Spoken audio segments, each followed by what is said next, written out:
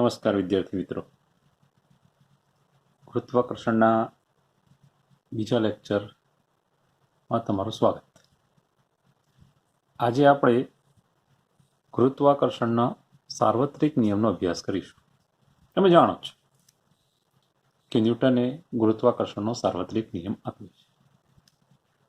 ત્યાંથી સમજો, M1 અને M2 બે બિંદુવત દળ ધરાવતા કણ છે. શાંતિથી સાંભળજો. બે બિંદુવત દળ ધરાવતા કણ, તેમની વચ્ચેનું અંતર r છે. તો તેમની વચ્ચે લાગતું ગુરુત્વાકર્ષણ બળ F ચલે છે M1 into M2 અને F ચલે છે 1/r².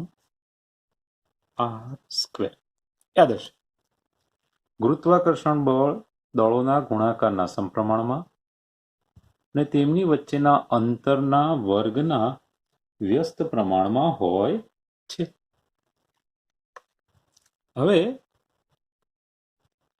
આને આપણે ભેગું કરીએ તો F ચલે છે M1 M2/r². તો F બરાબર G M1 M2/r². આ સૂત્રથી તમે પરિચિત છો. ગુરુત્વાકર્ષણ બળ F બરાબર G M1 M2/r². હવે મિત્રો, આ G શું છે? તો ગુરુત્વાકર્ષણનો સાર્વત્રિક અચળાંક.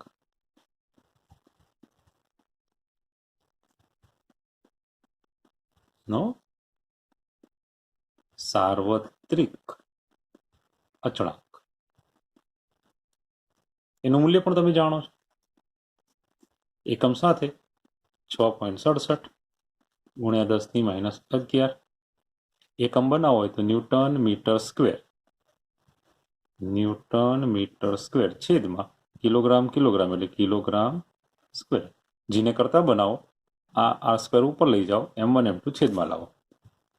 હવે મિત્રો, આ જે ગુરુત્વાકર્ષણ બળ છે એ આ બંને કણોને જોડતી રેખા ઉપર જ લાગે, એટલે કે બંનેના કેન્દ્ર તરફ જ લાગે. એટલે આ કેન્દ્રીય બળ છે. એટલે ખાસ યાદ રાખવાનું, ગુરુત્વાકર્ષણ બળ બંને કણોને જોડતી રેખા ઉપર જ લાગે છે.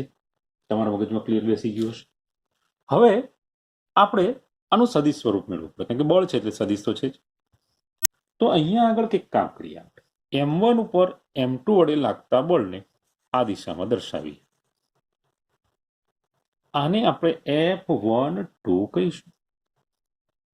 ધ્યાનથી સમજો, આ F12. M2 ઉપર M1 વડે લાગતું બળ આકર્ષણ બળ છે. M2 ઉપર M1 વડે લાગેલું બળ, તો એને F21 કહીશું. તો F12 F21 થઈ ગયું. હવે મિત્રો, આ જે દિશા છે, આ દિશા એ આપણી R12 છે. બરોબર સમજો.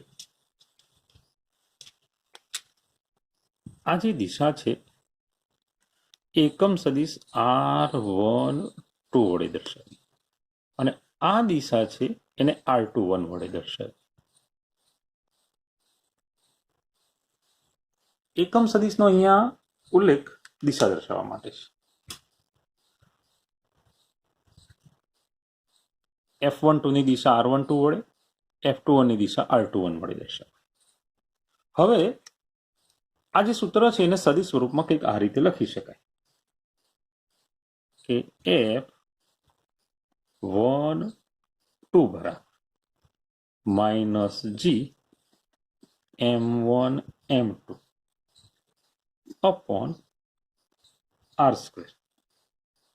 R21. લખાણની પદ્ધતિ જરા ધ્યાનથી જોજો.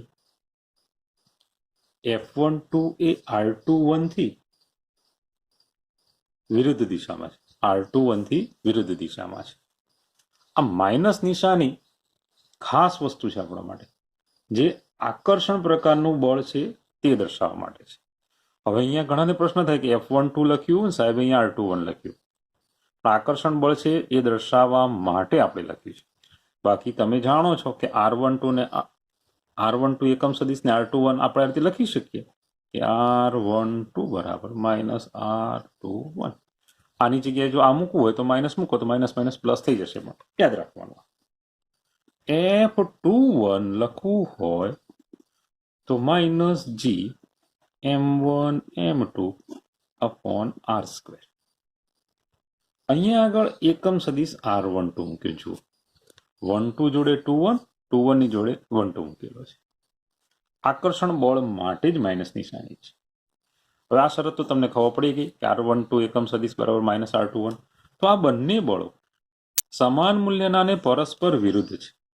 એટલે આપણે કહી શકીએ કે F21 બરાબર માઇનસ F12.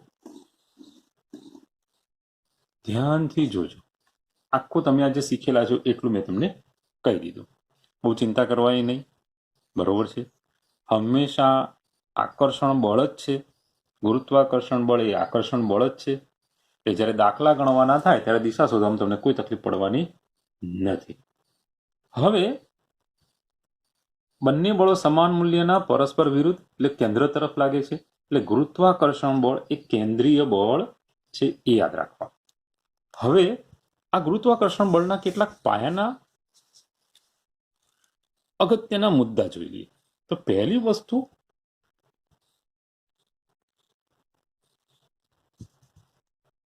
ગુરુત્વાકર્ષણ બળ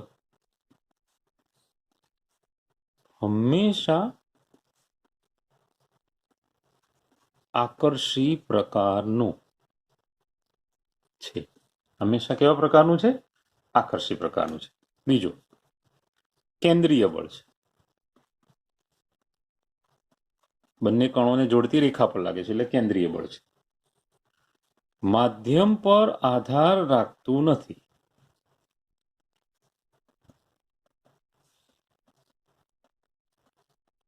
અગત્યનો મુદ્દો, ખૂબ અગત્યનો મુદ્દો. માધ્યમ પર આધાર રાખતું નથી. એનો મતલબ કે બે કણો વચ્ચે શૂન્યાવકાશમાં ગુરુત્વાકર્ષણ બળ શોધો અને પછી તમે એને કોઈ માધ્યમમાં ડૂબાડો અને ફરી માપો તો ગુરુત્વાકર્ષણ બળમાં કોઈ ફેરફાર થશે નહીં. આના ઉપરથી પ્રશ્ન બનાવીને નીટની અંદર જૂની AIPMTમાં પૂછાઈ ગયો છે. એટલે યાદ રાખવાનું, ગુરુત્વાકર્ષણ બળ માધ્યમ પર આધાર રાખતું નથી. એક બીજો મુદ્દો છે, અગત્યનો મુદ્દો. બિંદુવત પદાર્થો માટે જ સાચો છે. બિંદુવત પદાર્થો માટે જ સાચું. હવે આ બહુ અગત્યની વસ્તુ છે. આપણે વ્યવહારમાં દાખલા ગણવા જઈશું તો ગોળા આવશે. હવે ગોળા આવે, જેમ કે આપણે ગુરુત્વાકર્ષણની વાત કરીએ તો પૃથ્વી અને સૂર્યની વાત, મંગળની વાત, આ તો બધા ગ્રહો છે. તો ગોળીય સંમતિ ધરાવે છે અને વિશાળ કદ ધરાવે છે. તો ત્યાં શું કરવું? તો ગોલીય સંમતિ હોય, ગોલીય સમિતિ હોય તો સમગ્ર દળ કેન્દ્ર પર કેન્દ્રિત ગણવું. સમજવાની વસ્તુ છે. પૃથ્વી અને સૂર્યની વાત કરતા હોય તો બંનેને બિંદુવત જ ગણવાના અને બધું જ દળ તેમના કેન્દ્ર ઉપર કેન્દ્રિત થયેલું છે તે જ માનવાનું અને અંતર બંનેના કેન્દ્ર વચ્ચે જ લેવામાં આવે. તો આ એક ખાસ યાદ રાખવાનું. પણ ઘણી વખત તમને એમ થાય કે વિસ્તૃત દળ હોય તો શું કરવું? જેમ કે આવી રીતે તમને એક સળિયો આપે અને પછી અહીંયા એક M દળવાળો પદાર્થ મૂકે અને કે આના દ્વારા અહીંયા લાગતું બળ શોધો. તો બહુ ગભરાશો નહીં. આપણે આની અંદર સંપતપણાનો સિદ્ધાંત યાદ રાખવાનો. અહીંયા બળોનો સદિશ સરવાળો થાય. એટલે આપણે શું કરવું પડે કે આવા સંજોગોમાં આના નાના નાના ભાગ લેવામાં આવે. દરેક ભાગને એક સૂક્ષ્મ કણ ગણી શકાય. દરેક ભાગને એક સૂક્ષ્મ કણ ગણી શકાય અને એકના કારણે એમ ઉપર લાગતું બળ શોધવાનું અને પછી સંકલન કરવાનું. પદ્ધતિ સમજી ગયા છો? તો આવા વિસ્તૃત દળવાળા દાખલા હોય તો સંકલનની જરૂર પડશે. સંકલનની જરૂર પડશે. એક બીજો અગત્યનો મુદ્દો, ગુરુત્વાકર્ષણ બળ સંરક્ષી બળ છે. જોજો ભાઈ, કન્ઝર્વેટિવ ફોર્સ, સંરક્ષી બળ. આ સંરક્ષી બળનો મતલબ શું? તો સંરક્ષી બળનો મતલબ એવો થશે મિત્રો કે ગુરુત્વાકર્ષણ બળની હાજરીમાં, એટલે કે ગુરુત્વાકર્ષણ બળની અસર હેઠળ પદાર્થને એક સ્થળેથી બીજા સ્થળે લઈ જવા માટે કરવું પડતું કાર્ય, એક સ્થળેથી બીજા સ્થળે લઈ જવા માટે કરવું પડતું કાર્ય ગતિમાર્ગ ઉપર આધાર રાખતું નથી. સમજીએ જરા. જુઓ કે આ આપણી પૃથ્વી છે. ચલો, એક સ્થળ એ છે. આ એ સ્થળેથી કોઈ એમ દળવાળા પદાર્થને આ બી સ્થળે લઈ જવો છે. આ એથી બી જવું છે તો તમે એક આ માર્ગ લઈ શકો, બીજો આવો માર્ગ લઈ શકો, ત્રીજો આવો માર્ગ લઈ શકો. કોઈ પણ માર્ગે જાઓ, એથી બી માટે કાર્ય સમાન જ મળશે. એટલે ગુરુત્વાકર્ષણ બળને સંરક્ષી બળ કહે છે. એનો મતલબ પદાર્થને એક સ્થળેથી બીજા સ્થળે લઈ જવા માટે કરવું પડતું કાર્ય ગતિમાર્ગ ઉપર આધાર રાખતું નથી. અને બીજો એક મુદ્દો, ગુરુત્વાકર્ષણ બળ પર ત્રીજા પદાર્થની હાજરીની અસર થતી નથી. મતલબ સમજો કે આ બંને વચ્ચે ગુરુત્વાકર્ષણ બળ લાગે છે, વચ્ચે કોઈ ત્રીજો પદાર્થ મૂકી દો તો આ બંને વચ્ચે લાગતા ગુરુત્વાકર્ષણ બળમાં કોઈ ફેરફાર ન થાય. આ જ વસ્તુ આપણે કુલંબીય બળમાં જોયું હતું કે બે વિદ્યુતભારો વચ્ચે લાગતા કુલંબીય બળ પર ત્રીજા વિદ્યુતભારની હાજરીની અસર થતી નથી. એનો એ જ મુદ્દો છે મિત્રો. આ બરોબર છે. આ સંરક્ષી બળ, હાજરીની અસર થતી નથી, આ બધા થિયોરિટિકલ મુદ્દા આપણે યાદ રાખવા પડે તો જ કોમ્પિટિટિવ પરીક્ષાની અંદર જંગ જીતાય, બાકી જીતાય નહીં. માત્ર દાખલા ગણવાથી કોઈ કામ ન થાય. જ્યારે થિયોરિટિકલ પ્રશ્ન પૂછાય ત્યારે આપણી બકરી ડબ્બામાં આવી જાય. એટલે બધા જ કન્સેપ્ટ ક્લિયર એકદમ મોઢે થઈ જવા જોઈએ તમે. બરોબર. બીજું, અહીંયા સંપાતપણાના સિદ્ધાંતને યાદ રાખવાનો કે પરિણામી બળ બરાબર F1 plus F2 plus F3 plus dash dash dash.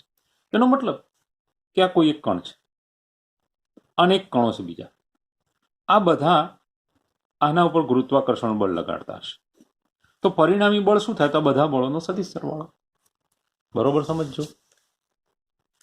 અનેક કણો બતાવ્યા છે, આના ઉપર લાગતું પરિણામી બળ શોધવું છે.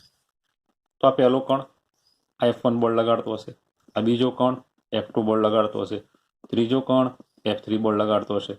તો આના પર લાગતું પરિણામી બળ એટલે આ બધા બળોનો કેવો સરવાળો? સદિશ સરવાળો. અને સદિશ સરવાળો આવે તો આપણને ખબર છે દાખલા ગણતી વખતે સમાંતર બાજુ ચતુષ્કોણ આયન ઊભો જ રહેશે. બરોબર છે. તો ચલો હવે મિત્રો આના ઉપરથી આપણે દાખલા ગણવાની શરૂઆત કરીએ. આજનો પહેલો દાખલો જોઈએ. એમ દળ અને એક્સ ત્રિજ્યા ધરાવતા 3 ગોળા એકબીજાના સંપર્કમાં મૂકેલા છે. તો કોઈ એક ગોળા પર બાકીના 2 વડે લાગતું ગુરુત્વાકર્ષણ બળ શોધો. જો આકૃતિ બતાવીશ. 3 ગોળા છે, એકબીજાના સંપર્કમાં મૂકેલા છે. હવે આપણે આગળ જ વાત કરી કે ગોળીય સમમિતિ હોય તો દળ ક્યાંક લેવાનું? કેન્દ્ર ઉપર. તો આ ગોળાનું સમગ્ર દળ તેના કેન્દ્ર પર, આનું સમગ્ર દળ તેના કેન્દ્ર પર, આનું સમગ્ર દળ તેના કેન્દ્ર ઉપર. તો આપણે ત્રણેયના કેન્દ્રોને જોડીએ એક અહીંયા સમબાજુ ત્રિકોણ તૈયાર થાય. ધ્યાનથી જોજો, અહીં એક સમબાજુ ત્રિકોણ તૈયાર થયો છે. હવે ગોળાની ત્રિજ્યા કેટલી આપી હતી? તો કે x આપી હતી. તો આ 2 ગોળાના કેન્દ્ર વચ્ચેનું અંતર કેટલું થાય? તો આ x, આ પણ x, એટલે 2x થયું. તો આ આપણું 2x, એ જ રીતે આ પણ 2x અને આ પણ 2x થાય. ત્યાંથી જોજો સમબાજુ ત્રિકોણ બન્યો છે. હવે આપણે આના ઉપર લાગતું બળ શોધીશું. આપણે કીધું છે ને કોઈ એક ગોળા પર, તો આના ઉપર બળ લાગતું શોધીશું.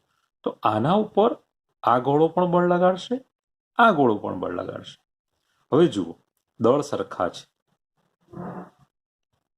દળ સરખા છે, અંતર સરખા છે.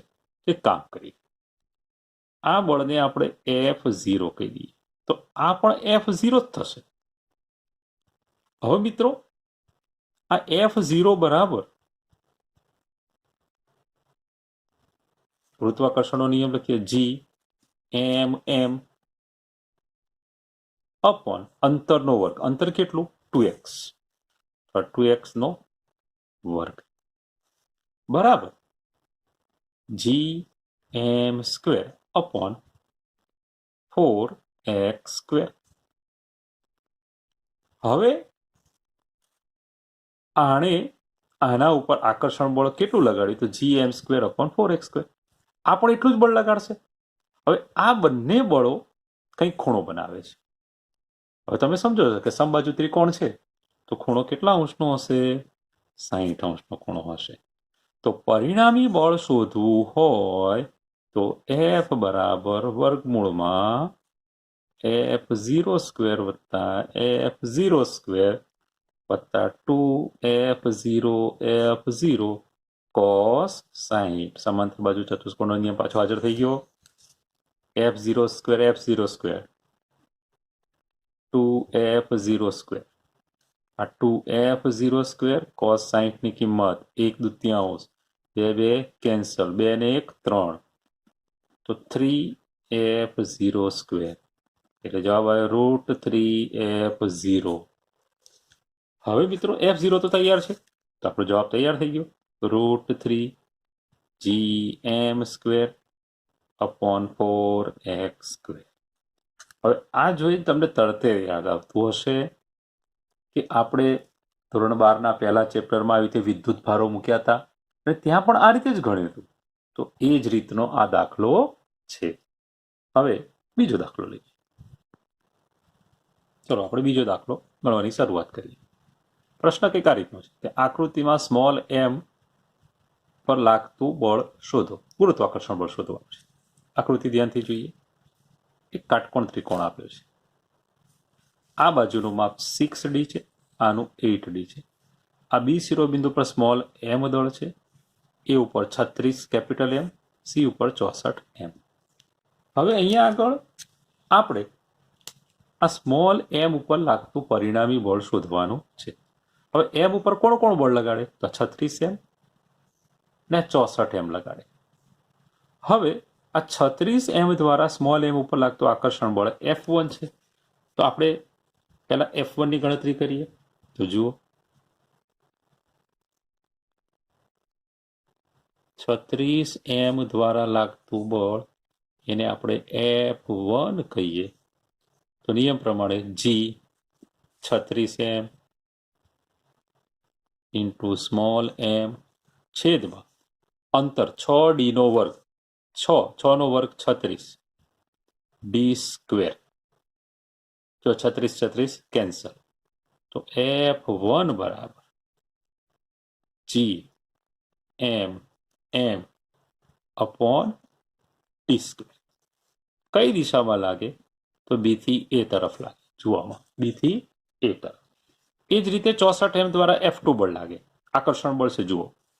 તો 64 M દ્વારા લાગતું બળ F2 બરાબર G 64 M સ્મોલ m છેદમાં અંતરનો વર્ગ 8d નો વર્ગ, 8 નો વર્ગ 64, તો 64 d², 64 કેન્સલ, તો F2 બરાબર G(m)m અપોન d². આ બળ કઈ તરફ લાગે? તો બી થી સી તરફ લાગે. ધ્યાનથી જોજો, બી થી સી તરફ લાગે.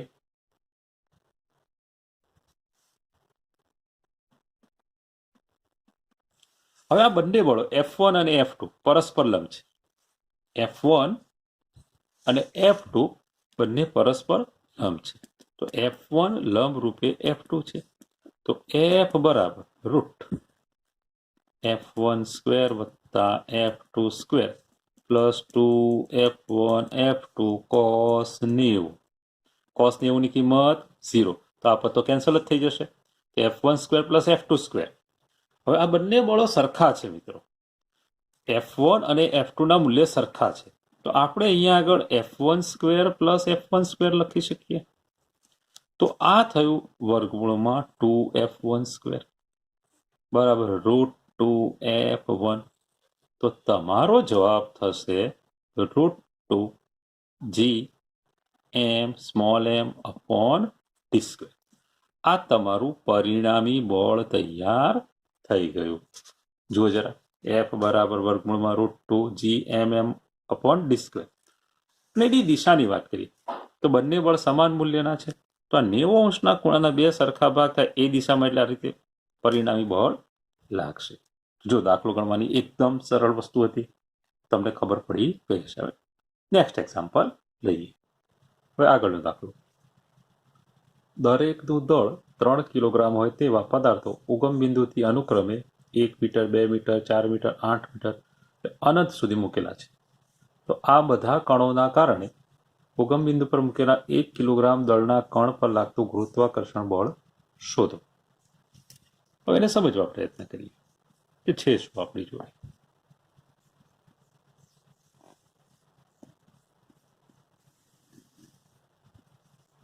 એક્સ અક્ષ, આપણે અહીંયા એક્સ અક્ષની વાત કરવાની છે. એક્સ અક્ષ ઉપર જ મૂકેલા છે, એ ચોખવટ કરી દઉં તમને. અહીંયા આ ઉગમ બિંદુ પર 1 kg છે. 1 મીટર દૂર 3 kg, પછી 2 મીટર દૂર ફરી 3 kg, પછી બીજો 3 kg 4 મીટર, આગળ વધતા જવાનું આ રીતે. અને આના પર લાગતું બળ શોધવાનું. આપણે વધતા વધતા ઇન્ફિનિટી સુધી જવાનું છે. તો મિત્રો સમજી શકો છો કે આ બધા 3 કિલોગ્રામ દળવાળા પદાર્થો આ 1 કિલોગ્રામ દળવાળા પદાર્થ ઉપર ગુરુત્વાકર્ષણ બળ લગાડે અને બધાનું બળ આ ધન એક્સ દિશામાં લાગે.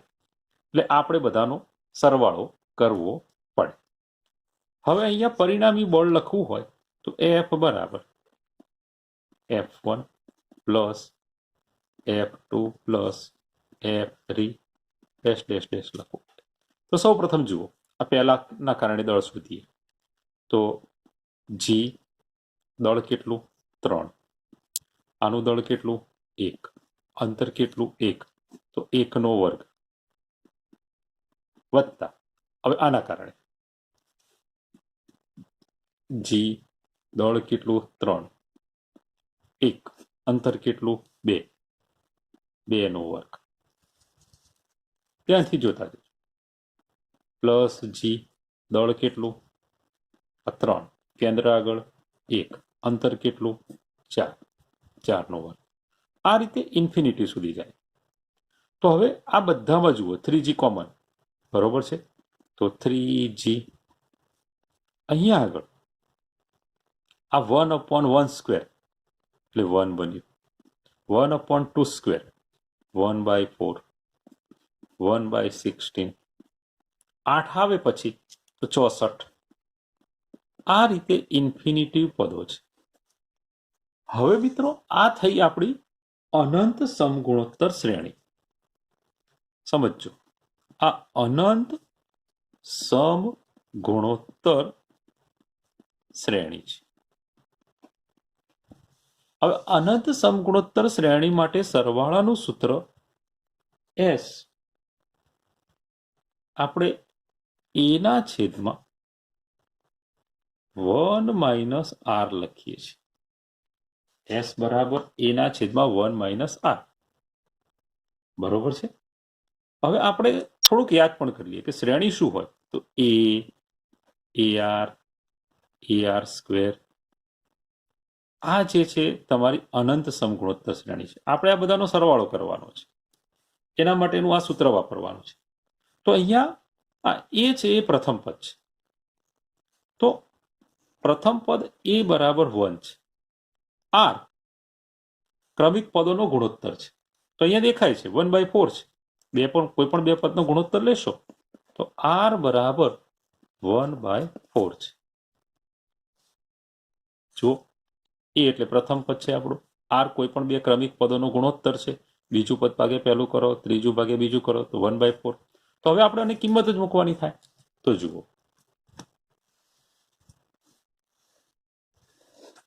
કિંમત મૂકીએ તો f બરાબર 3g કૌંસમાં a ના છેદમાં 1 - r. તો 3g એ છે આપણું 1 1/4.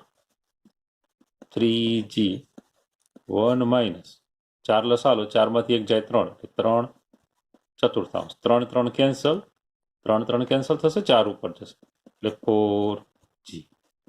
જુઓ, તમારું ગુરુત્વાકર્ષણ બળ F બરાબર 4g તૈયાર થઈ ગયું.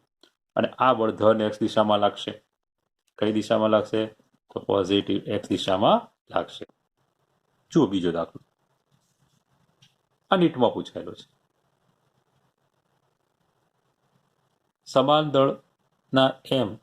દળ m ધરાવતા બે કણો પરસ્પર લાગતા ગુરુત્વાકર્ષણ બળના લીધે r ત્રિજ્યાના વર્તુળાકાર માર્ગ પર ભ્રમણ કરે છે. તો કણની અચળ ઝડપ શોધો. તમે ધ્યાનથી જુઓ, એકદમ સહેલો દાખલો છે. m દળ ધરાવતા બે કણો પરસ્પર લાગતા ગુરુત્વાકર્ષણ બળના કારણે આ r ત્રિજ્યાવાળા માર્ગ ઉપર ભ્રમણ કરે છે. હવે વર્તુળાકાર ભ્રમણ થાય એટલે કેન્દ્રગામી બળ લાગે. તો અહીંયા કેન્દ્રગામી બળ બરાબર શું છે? તો કેન્દ્રગામી બળ બરાબર ગુરુત્વાકર્ષણ બળ છે. આપણે કોઈ એકની વાત કરશું. ધારો કે આ m દળ ઉપર કેન્દ્રગામી બળ શોધવું છે, એની ઝડપ v કહી દઈએ તો આપણે કહી શકીએ કે mv²/r બરાબર બંને વચ્ચે લાગતું ગુરુત્વાકર્ષણ બળ g m અપોન અંતર 2r નો સ્ક્વેર. એક m કેન્સલ થઈ જશે તો v²/r બરાબર gm/4r². તો v² બરાબર gm/4r. જુઓ, તમે ધ્યાનથી જોજો, એકદમ ઇઝી. વર્ગમૂળ લઈએ તો v બરાબર √gm/4r. તો આ તમારો જવાબ તૈયાર થઈ ગયો. એકદમ ધ્યાનપૂર્વક જોઈ લો. સહેલો અને સરળ દાખલો હતો, સહેજ પણ તકલીફ ન પડે તેવો. હવે 4 તમે બહાર લઈ લો તો અહીંયા લખવું હોય તો 1/2 વર્ગમૂળ લઈ લઈએ તો gm/r પણ લખી શકાય. ફરી જોઈ લો, આ m દળ ધરાવતા કણ ઉપર લાગતું કેન્દ્રગામી બળ બરાબર આ બંને વચ્ચે લાગતું ગુરુત્વાકર્ષણ બળ. સૂત્ર મૂક્યું. કેન્દ્રગામી બળ આના માટે mv²/r, ગુરુત્વાકર્ષણ બળ gm/2r નો સ્ક્વેર. mm કેન્સલ થયો, એક આ 2r નો સ્ક્વેર એટલે 4r². એક r અહીંયા કેન્સલ થઈ જશે તો v² બરાબર gm/4r. વર્ગમૂળ લીધું. હવે 4 નું વર્ગમૂળ લઈએ તો v આવી જશે. હવે મિત્રો આ v આવ્યું, પણ ઘણી વખત પરીક્ષાની અંદર આનાથી આગળ પણ જાય. હવે તમે જાણો છો કે અહીંયા v બરાબર આપણે r ઓમેગા લખી શકીએ. ઓમેગાની જગ્યાએ 2πf પણ લખી શકીએ, અથવા આ ઓમેગાની જગ્યાએ 2π/t પણ લખી શકીએ. ધ્યાનથી જોજો, v બરાબર r ઓમેગા મૂકીએ, ઓમેગાની જગ્યાએ 2πf મૂકીએ, અથવા ઓમેગાની જગ્યાએ 2π/t મૂકીએ.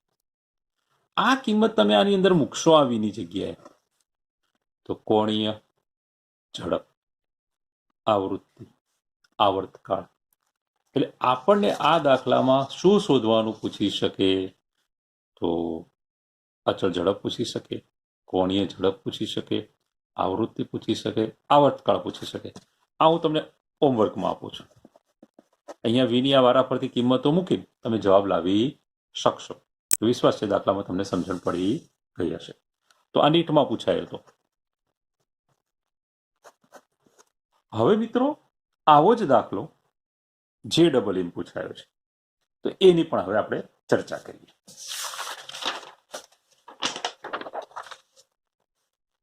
જુઓ, જે ડબલ માં થોડુંક એડવાન્સ વર્ઝન છે, ધ્યાનથી જોઈશું દાખલાને, રકમ વાંચીશું. સમાન દળ ધરાવતા 4 કણો એકબીજાથી સમાન અંતરે છે. તેઓ પરસ્પર લાગતા ગુરુત્વાકર્ષણ બળની અસર હેઠળ r ત્રિજ્યાના વર્તુળાકાર માર્ગ પર ભ્રમણ કરે છે. તો દરેક કણની ઝડપ કેટલી હશે? હવે જે ડબલ 2 વખત પૂછાઈ ગયું. એક તો આ વર્ષે જ પૂછાઈ ગયો છે, જાન્યુઆરી મહિનામાં. બીજો ભૂતકાળમાં પૂછાઈ ગયેલો છે. હવે આને આપણે ગણીએ, સમજવા પ્રયત્ન કરીએ કે 4 કણો છે, ચારે એકબીજાથી સમાન અંતરે રહે છે અને વર્તુળાકાર માર્ગ ઉપર ગતિ કરે છે. તો ગણતરી કેવી રીતે કરવી આપણે? તો આપણે એક કામ કરીએ, કોઈ એક કણને પસંદ કરીએ. ધારો કે આ કણને પસંદ કરીએ, આને એ કહી દઈએ, આ આપણો બી, આ આપણો સી અને આ ડી. હવે આ એ ઉપર લાગતું પરિણામી ગુરુત્વાકર્ષણ બળ શોધવું. હવે એ ઉપર કોણ કોણ બળ લગાડે છે ધ્યાનથી જોઈએ. બરોબર છે? તો એ ઉપર આ બી પણ લગાડશે, સી પણ લગાડશે અને ડી પણ લગાડશે. હવે જુઓ, આ બી દ્વારા લાગતું ગુરુત્વાકર્ષણ બળ આ દિશામાં છે. જુઓ, બી દ્વારા લાગતું ગુરુત્વાકર્ષણ બળ આ દિશામાં છે. એટલે આપણે આને એફ બી કહી દઈએ, આને એફ ડી કહી દઈએ, અને આ દિશામાં એફ સી હશે. જુઓ,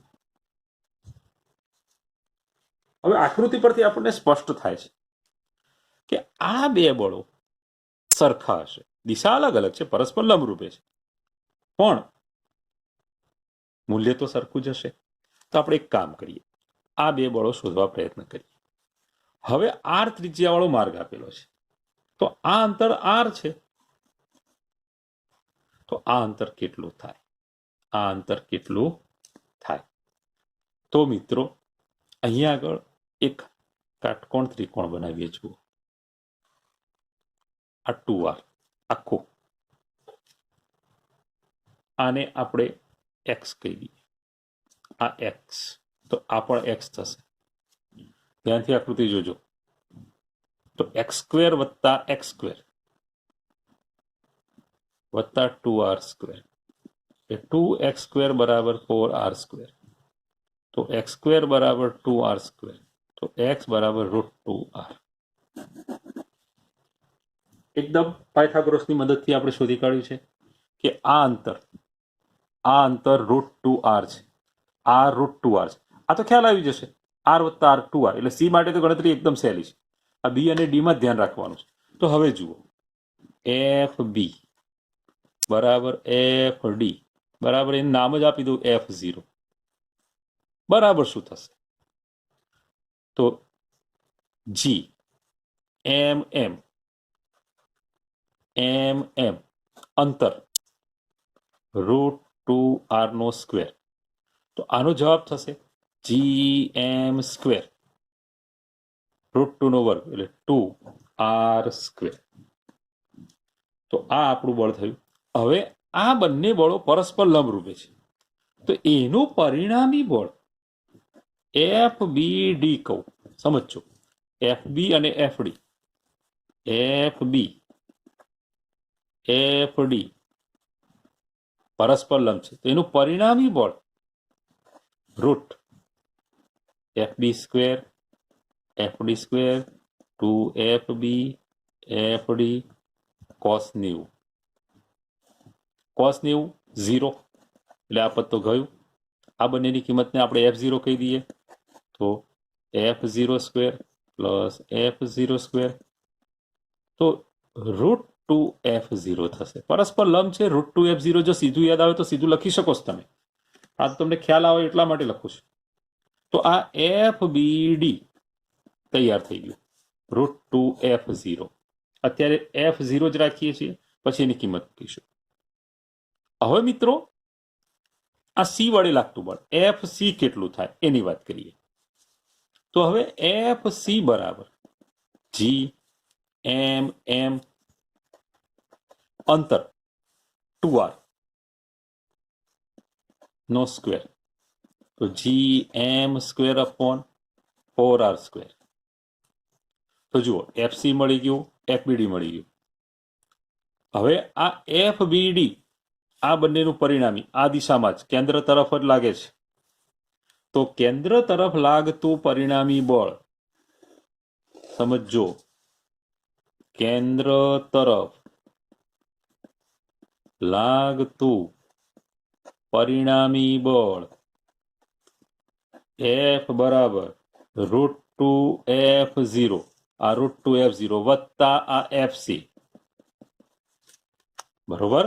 તો હવે એને અહીંયા કિંમત મૂકી દઈએ, તો F બરાબર √2 gm² અપોન 2r² વત્તા gm² અપોન 4r². તો F બરાબર gm² upon r² common, √2 upon 2 1 upon 4, √2 upon 2 એટલે 1 upon √2, gm² upon r², 1 upon √2 plus 1 upon 4. આ બળ કેન્દ્રગામી બળ તરીકે કામ કરે. આ કેન્દ્રગામી બળ તરીકે કામ કરે તો એની જગ્યાએ મારે મૂકવું પડે mv² અપોન r. જુઓ, કેન્દ્રગામી બળ તરીકે mv² અપોન r. આ જે પરિણામી બળ છે કેન્દ્રગામી બળ કોઈ એક કણ માટે, તો mv² અપોન r મૂકીએ અને પછી આનું સાદુરૂપ આપવાનું થાય, v ને કરતા બનાવવાનું થાય, તો v બરાબર કંઈક તમારો જવાબ, હું જવાબ લખું છું, સાદુરૂપ તમે આપશો કે v બરાબર કૌંસમાં 4 પ્લસ √2 4 √2 gm અપોન r ની 1/2. ધ્યાનથી જોજો જવાબ, આ એનો જવાબ છે. દાખલો થોડોક અઘરો છે, ધ્યાન રાખવાનું. હું ફરી સમજાવી દઉં છું તમને, તો ખ્યાલ આવી જશે તમને. કેટલા કણ હતા? 4 કણ, સરખા દળવાળા 4 કણ, પર કેવા અંતરે? એકબીજાથી સમાન અંતરે. આ બંને વચ્ચે અંતર, આ બંને વચ્ચે અંતર સરખા અંતરે છે, બરોબર છે. હવે મિત્રો, પરસ્પર લાગતા ગુરુત્વાકર્ષણ બળની અસર હેઠળ r ત્રિજ્યાવાળા માર્ગ ઉપર ગતિ કરે છે. તો એ ઉપરનો કણ પસંદ કર્યો, એના પર કેટલા જણ બળ લગાડે? તો બી, સી ને ડી. પી અને ડી દ્વારા લાગતું બળ સરખું હોય. હવે એ અને બી વચ્ચેનું અંતર x, એ અને ડી વચ્ચેનું અંતર પણ x. એ શોધવા માટે અહીંયા જો પાયથાગોરસ વાપર્યું આપણે, x આ 2r, તો x બરાબર √2r, એટલે આ √2r થઈ ગયું. તો એફ બી બરોબર સમજો, એફ બી, બી દ્વારા એ ઉપર લાગતું બળ એફ બી, ડી દ્વારા એ ઉપર લાગતું બળ એફ ડી. એફ બી બરાબર એફ ડી બરાબર F0 ગુરુત્વાકર્ષણનો નિયમ gmm √2r². આ શોધી કાઢ્યું. હવે આ બંને બળો પરસ્પર લંબ, એટલે એનું પરિણામી બળ શોધ્યું આપણે, √2F0. હવે બંને પરસ્પર લંબ છે એટલે FBD આ દિશામાં જ લાગશે, FC ની દિશામાં જ. FC શોધ્યું, આ અંતર 2r, કિંમત મૂકી જવાબ લાવે.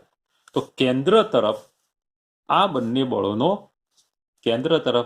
બળોનો સરવાળો, એટલે F બરાબર √2F0 વત્તા FC. કેન્દ્ર તરફ લાગતું બળ પરિણામી બળ એટલે બંને બળોનો સરવાળો, √2F0, આ √2F0 અને બીજું FC, બંનેનો સરવાળો. પછી સાદુરૂપ જુઓ, કિંમત મૂકી, √2F0 ની કિંમત આ રહી, મૂકી દીધી. FC ની કિંમત મૂકી દીધી. gm² અપોન r² કોમન કાઢ્યા, કૌંસમાં √2 અપોન 2, √2 અપોન 2 એટલે 1 અપોન √2. હવે આમાંથી આ mm ઉડાડો, એક rr ઉડાડો અને પછી વર્ગમૂળ લઈ લો, તો આ તમારો જવાબ થશે. તમને થશે કે આ કેવી રીતે આવ્યું? તો 4 ઉપર, √2 ઉપર, નીચે 4 √2, લસા લેશો, આવી જશે. ક્લિયર કટ સમજો, ધ્યાનપૂર્વક જોઈ લો. ચલો બીજો એક સરસ મજાનો દાખલો જોઈએ. રકમ કઈક આ રીતની છે. કેપિટલ એમ દળ ધરાવતો એક ટુકડો છે, એના બે ટુકડા કરવામાં આવે છે. એક ટુકડાનું દળ નાનો એમ અને બીજાનું તમે સમજો છો કે એમમાંથી સ્મોલ એમ કાઢી દઈએ તો એમ માઇનસ એમ છે. ચોક્કસ અંતર માટે ગુરુત્વાકર્ષણ બળ મહત્તમ થવા માટે સ્મોલ એમ ભાગ્યા કેપિટલ એમનો ગુણોત્તર શોધો. તો દાખલો સમજીએ જરા કે આપણી જોડે કેપિટલ એમ દળ હતું, એના બે ટુકડા બનાવવાના છે, સ્મોલ એમ અને આનું એમ માઇનસ એમ. બંનેને ચોક્કસ અંતરે રાખવાના છે. ગુરુત્વાકર્ષણ બળ મહત્તમ થવું જોઈએ અને સ્મોલ એમ ભાગ્યા કેપિટલ એમ શોધીશું. તો અહીંયા આ બંને વચ્ચે લાગતું ગુરુત્વાકર્ષણ બળ એફ બરાબર જી સ્મોલ એમ કૌંસમાં capital M minus small M upon R square. હવે મિત્રો આપણે શીખી ગયા છે મહત્તમ કે ન્યૂનતમ મૂલ્ય માટે પ્રથમ વિકલન શૂન્ય થાય. અહીંયા અંતર નથી બદલવાનું, તમે આ સ્મોલ એમ બદલી શકો. તો આ ગુરુત્વાકર્ષણ બળ એફ છે, એફનું દળની સાપેક્ષ વિકલન. એટલે આપણે યાદ રાખવાનું કે મહત્તમ બળ માટે df ભાગ્યા dm બરાબર 0 થવું જોઈએ. શું 0 થવું જોઈએ? df ભાગ્યા dm. તો કિંમત મૂકીએ, ચાલો જુઓ. d બાય dm, f ની કિંમત g small m m minus m upon R square. વિકલન તો 0 જ લેવાનું છે. હવે આમાંથી g અને આર સ્ક્વેર કોમન કાઢીએ, અચળ પદ છે આ બંને, તો g અને R square common, d by dm કૌંસમાં આ કૌંસ છોડીએ તો m capital m m into m m square બરાબર 0. હવે મિત્રો આ g ને આ બાજુ મોકલો, 0 ના છેદમાં 0, આર સ્ક્વેર ને ઉપર મોકલો 0. તો આપણું પદ ખાલી આટલું થઈ ગયું, d by dm m into m minus m square બરાબર 0. હવે આનું આપણે આગળ વિકલન કરીએ, બે પદ અલગ પાડી દઈએ. d by dm m into capital m minus d by dm m square બરાબર 0. હવે આ કેપિટલ m દળ અચળ છે એટલે બહાર લઈ લઈએ. d by dm of m minus, હવે આનું વિકલન તમને ખ્યાલ આવી જશે, ઘાત આગળ ઘાતમાં 1 નો ઘટાડો, આનું વિકલન 1 થશે, m 1 માઇનસ 2m બરાબર 0. યાદ ના આવે તો યાદ કરાવું, d by dx of x 1, d by dy of y 1. યાદ આવી ગયું હશે, પાયાનો નિયમ છે, આખું 11મું આખું 12મું પતી ગયું છે. તો m માઇનસ 2m બરાબર 0, તો m બરાબર 2m. એનો મતલબ થયો કે 2m બરાબર કેપિટલ m. તો m ભાગ્યા કેપિટલ m બરાબર 1/2. જો ગુણોત્તર આવી ગયો, m ભાગ્યા કેપિટલ m બરાબર 1/2. આને સમજવું શું? તો m બરાબર m/2. અરે ભાઈ જુઓ, આની કિંમત m/2 તો આની કિંમત m/2. એનો મતલબ કે આ બંને ટુકડા સરખા દળના હોવા જોઈએ, બંને ટુકડા સરખા દળના હોવા જોઈએ. આ ગુણોત્તર તો બરોબર છે, બંને ટુકડા સરખા દળના હોવા જોઈએ. આ જ વસ્તુ તમને વિદ્યુતભારમાં ના પૂછી શકાય કે અહીંયા તમને એક ટુકડો આપે પદાર્થ કેપિટલ ક્યુ વિદ્યુતભાર, એના બે ટુકડા કરો, આના પર સ્મોલ ક્યુ, આના પર ક્યુ માઇનસ ક્યુ, આ અંતર આર કો, અને પૂછે કે મહત્તમ કુલંબીય બળ માટે ક્યુ ભાગ્યા કેપિટલ ક્યુ બરાબર કેટલું? ક્યુ ભાગ્યા કેપિટલ ક્યુ બરાબર કેટલું જોઈને ખબર પડે, 1/2 જ લખશો. એટલે કે આ વિદ્યુતભારના બે સરખા ભાગ પાડવા પડે. મજાનો દાખલો છે, એક સાથે બે ચેપ્ટરમાં કામ લાગશે. તો જુઓ મિત્રો, આજે આપણે ગુરુત્વાકર્ષણ બળની ચર્ચા કરી.